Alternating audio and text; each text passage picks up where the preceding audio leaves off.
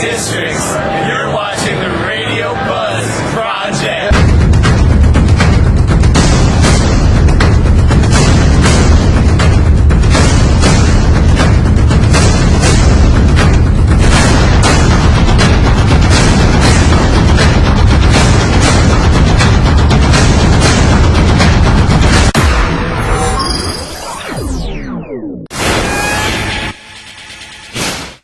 We are the Radio Buzz Project. Today is a special day because we have Savannah artist Clay Hodges in the studio. Yeah, how you doing, bro? Man, I'm doing spectacular, man. All right, dude. What is up, man? Man, it's cooler, man. You know, got the show tonight. We Greater Than I, man. The hip hop concert, Savannah, Georgia. Okay. And you know, y'all boys invited me up here, so that's also a plus. So it's like, yes, man. Today is a good Friday. Most definitely. Okay. So you have a big show tonight. Yes, sir. Big. Tell us about the preparation to that. The preparation for the show. Yeah, mentally. So mentally, it's mental and physical. Okay. So I actually got a trainer for it too. Really? So, yeah, because I want to make sure I be in shape so I can be able to run, jump around the stage and stuff like that and be straight. So, I've been working out. Mentally, it's getting my set together, getting the concept of the show, getting my set together, seeing what kind of story that I'm going to tell. Okay. But this one right here, We Greater Than I, the inspiration behind this show was like a lack of diversity in the city of Savannah when it comes to like certain performances and stuff like that. So, I wanted to do something for us. Well, R&B artists and, hip hop artists to come together and bring their fan bases together and just, put on a good show, blow people's face off, Okay. Yeah. So We Greater Than I. Greater Than I. Is this something you put together? Yeah. Oh, okay. Sweet. How many artists are participating? It's 4, include plus me, 5. Okay. Sweet. Oh, 6, really 6, yeah. We just had someone, one of the artists that's under my company, she gonna do her thing too. So. Okay. Details about your company. Donation Records, man. Okay. Donation Records. Yes, Donation, DOE at first. Well, really, it's the DOE is an acronym for Dreamers of Enlightenment or Demeanor of Excellence, however you want to spin it. But Donation Records, man, We Greater Than I, we gonna get it, no handouts, but we also gonna lend our handout to the community, to the world, spreading those good positive vibes. That's real, man. And so, when you were creating it, how did you go about reaching out to people? What, the show? Yeah, to be a part of it. Like, how did you pick the artists? Man, I usually just call it some of my friends, man. I feel that. Yeah, I got a lot of artist friends, and I'll be like, hey, man, what you doing this day? Why you doing nothing? Hey, run it. Yeah. So it's pretty simple. Okay. You being from Savannah, correct? Uh-huh. Do you feel a sense of competition? Because in the music world, there's a sense of competition to make sure you're on top of your game. And whether it's friendly competition or just cutthroat competition, do you feel any in your area of Savannah? Yeah. I mean, other people might feel it. Yeah. But I'm applying that pressure, honestly. Yeah. But to keep it G with you though, like there are people I look up to that be like, you know what, I gotta get it. Yeah. Shout out to the homie Clay James. Like I look up to bro, you feel me? Right. For those not familiar, he got signed to Snoop, whatever, he doing this thing. Okay. Up in Atlanta, he from Savannah, moved to Atlanta doing this thing. Like I look up to bro. So when I see him making moves, I'm like, I gotta get it. Yeah. I gotta get it. Feel that, man. You know what I'm saying? Yeah. So for me, it's more so of a positive, competitive type of thing. Like I feel like we're in a good place right now, especially with this artist Savannah. Like we starting to come together. We starting to get the big picture. And if it is some competition, it's friendly competition where we're pushing each other to go further. Yeah. Right. And so, would you say that Savannah has had an impact on your development as an artist? Oh yes. Really? Oh yes. Savannah has had an impact on my life. Like Really? Yeah. Like growing up in the area I grew up in, I don't want to say it's the hood, but you know what I'm saying? It was predominantly black people. Right. And seeing like the struggles of those people and the hurt from those people, it really shaped me artistically. Like that's why like I don't want to rap about like drugs and stuff like that, because I know people who had to struggle with that. I know people who had to really sell that because they ain't had nothing else. So I know it comes with that. So like artistically, it's hard for me to talk about certain things because I know the reality of it. Like I don't want to talk about shooting nobody. My niece got 15 years in prison for doing that. You know what I'm saying? Right. So it's You said like your niece? yeah, my niece Clancy. Yeah, she really is like my sister. She grew up with me in the same house and everything. So yeah, so I feel like it shaped me like that in a positive way. Like seeing all that negativity and knowing what not to do and how to move forward with my music. Okay, I feel that. So were you born in Savannah? Yeah, born and raised. Okay. Yeah, on the east side. Yeah. Have you been to Atlanta any? Oh yeah. How do you compare the two? How do I compare the two? Yeah. So I started going like frequently to Atlanta like maybe 3-4 years ago back on Donation Records. Me and my business partner at the time decided to build it. So we was going to Atlanta like doing shows and stuff. And I started seeing like the jug. I'm gonna call it a jug to be real with you. Like okay, as far as for those who are listening and they don't know what jug means, what does that mean? the hustle. Okay. I seen the hustle. Okay. I seen like artists, everybody was really big on networking and working with each other. That was one difference. But I seen the structure of how these promoters and event planners were putting together their events. Yeah. So I took that and started applying it to my shows and doing my own shows. Okay. So yeah, Atlanta's cool, man. So I got a lot of good friends up there in Atlanta too. So it's dope. It's always good to go up there. Yeah. What's kept you from moving there? Because it seems like Okay. every artist Want to move to Atlanta, right? Yeah. What kept me from moving is like the scene. Mm-hmm.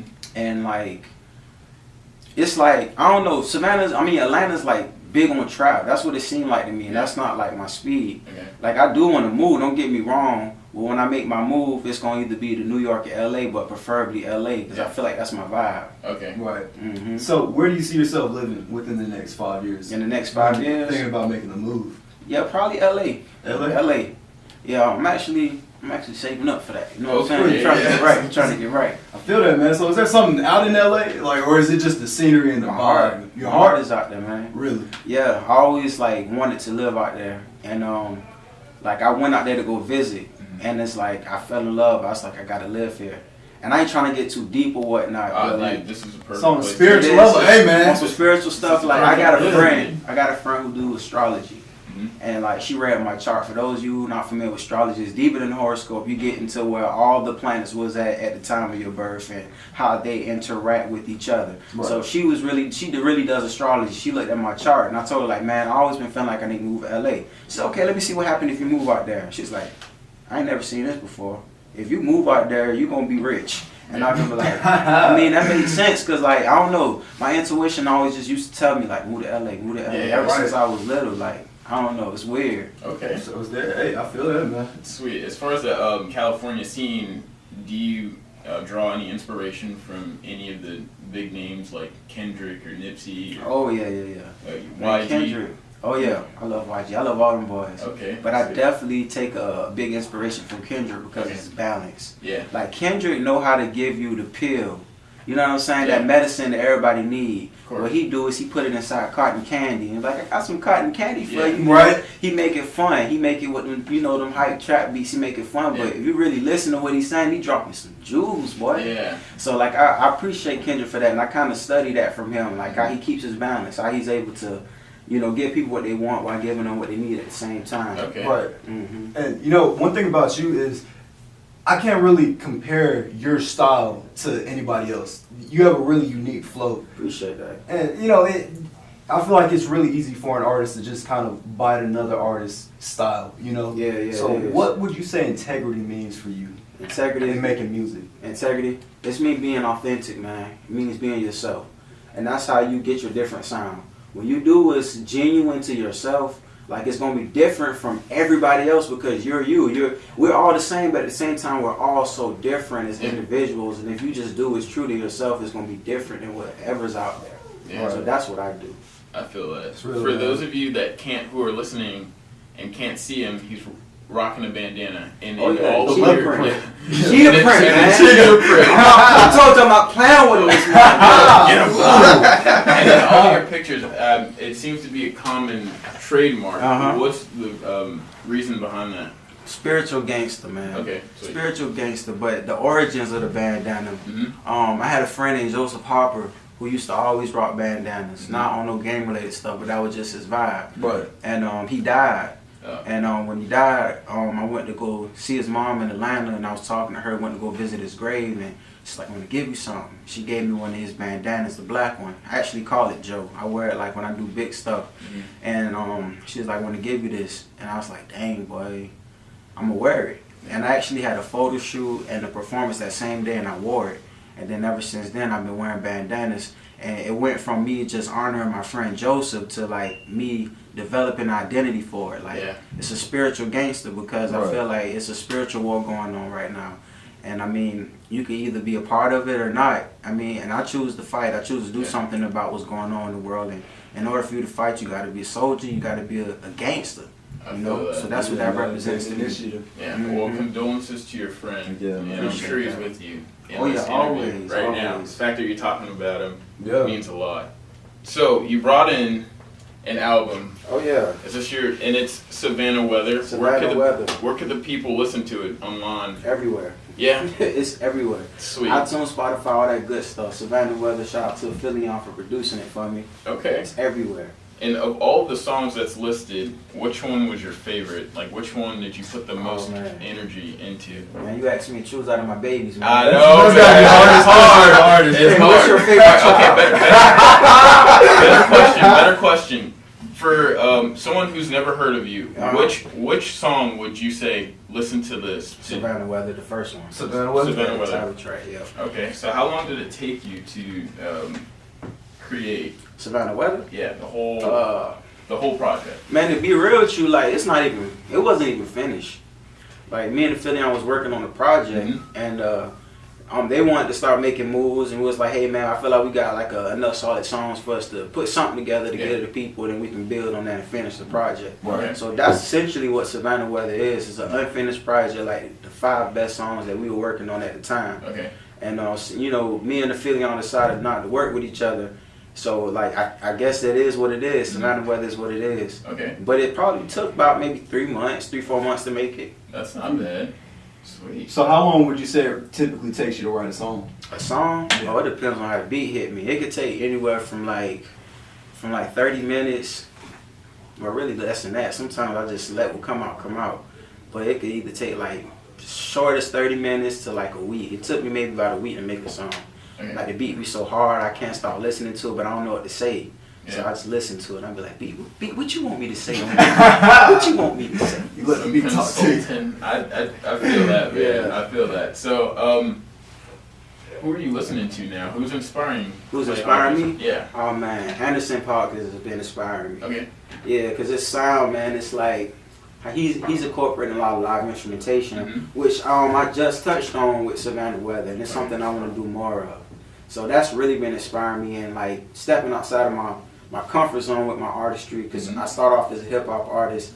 I can sing a little bit, you know, so I can hold a little note. Yeah. So I feel like I need to start using my voice more. I need to start exploring different sounds. Yeah. So yeah, that's pretty much been what I've been on lately. Okay, you mentioned instrumentation. You'd like to incorporate more of that. Would you say you take the more organic route by hiring musicians, or would you rely on software to sort of emulate the authenticity? Oh yeah, man, we got to get the musicians in. Yeah. Is that hard? Oh, I would consider that to be easy, considering it's in Savannah, where there's artists everywhere. Yeah, and you got scattered right down the street. Yeah. So that's pretty cool. Yeah, man, it's pretty dope, man. Yeah. And I have a lot of musician friends, so I just holler at them. Like, hey, you want to go to the studio? Yeah, let's run it. Do they charge, or do you get the... They don't charge, but I pay them. Okay. That's real, man. That's real, bro. Yeah. That's really cool. Yeah, I feel like everybody should be compensated for what they love to do. Yeah. Like, even if it ain't much, you know, like even my bass player, he's like, man, you know you ain't got to pay me. I got a good job. I said, bro, I want to pay you for what you love. Yeah. I feel that. That's respect. Yeah, man. And shout out to your band, by the way. Oh, yeah, man. Shout out to the boys who flaked me this morning. They was supposed to be up here. All the boys flaked me. You know that? Yeah, I'm going to call them Corbin, Grayson, Daniel, Dylan. Y'all flaked me this morning. That's all good, man. So how long have y'all been together? How long have y'all been making music? Man, recent, bro. Recent, yeah. What's the story behind it? So pretty much, after Savannah Weather was finished being created, and I went my separate route from Phillion, one of their interns, Grayson, me and him stayed in contact, and he was like, man, we should work together, man. Let's do something. You know, I'm a drummer, and I said, all right, cool, man. I tried to put together a band before, it didn't work out, so maybe you can help me get some musicians, we'll do it. So he introduced me to Dylan. Dylan, he was digging the music, so he's like, yeah, you know, I love to be a bass player. So at first it was just us and my DJ Protocol. Shout out to Pro. It was just us. And we was just doing our thing, but Grayson ended up moving, so I just kind of been doing my own thing. But then I had this show come up, and I tried to reach out to the musicians who did my last show, but they was busy, so I'm like, you know what, let me just stick to my folks. Right. So I hit up Grayson and say, hey man, you think you could come down from Charleston to play the show with me? And he's like, yeah. And I asked my friend Daniel, who's been my friend since like I was little. I asked him to come play, and Grayson's brother Corbin, he was down on the guitar, so we just all came together like really like in the past month and just been putting everything together. And we gonna move forward. Okay. Feel that, man. Mm-hmm. With this band, is it easy to sort of find a common time and a schedule to practice? Because because It's hard. Yeah. It's hard. That was the hardest thing, finding the common time for everybody to get together. And the time that we have now, everybody still got to squeeze and make things shape to make it happen. But we make it happen. Yeah, that's really cool. Shout out. Yeah, to man. the band. Yeah, man, definitely. Shout out to them boys. But you mentioned that you left Aphelion. Yeah. So was it why did you part? Was there something behind it, or did you just It was creative differences. That's the best way I can describe it. Like we work well together when it comes to like creating music, but our methods of doing things were a little different. Okay. And I feel like it was just better that way. Because I mean, it's better to move forward with like-minded people. It's better, and I feel like with us doing our own thing, is we're both going to do better. You know what I'm saying? Like just a little thing, like those guys, like they kill it in the bars and stuff like that. I don't like to perform in bars. You know, it's little stuff like that. You know what I'm saying? I feel that, man. Mm-hmm. So what advice would you give other artists that are going through creative differences with their labels? Always make sure you keep your power, man. Don't give too much of your power away. And sometimes, you know, you can compromise, but don't compromise too much. You don't want to lose the integrity of yourself. Yeah. Yeah. True, man. To add to that, probably leave on a good note, you know, because you never know when you're going to need another person out of that band. You know? Yeah, you never know. So you don't always, burn any bridges. yeah, you always want to leave on a good note. We all left on a good note. It was just something that we decided was best. So, my boy's cool. I see him in public, give him a hug. What's up, man? How you doing? How you feeling? Okay, cool. You know, it's all love. That's pretty cool. Mm-hmm. Yeah. For those of you who are listening, we are interviewing Clay Hodges, and if you hadn't already, follow us on all social media platforms at the Radio Buzz Project. I'm your host Les, And I'm your boy Drake. and we have special guests, Clay Hodges. and it's real. It's a real deal. Yeah.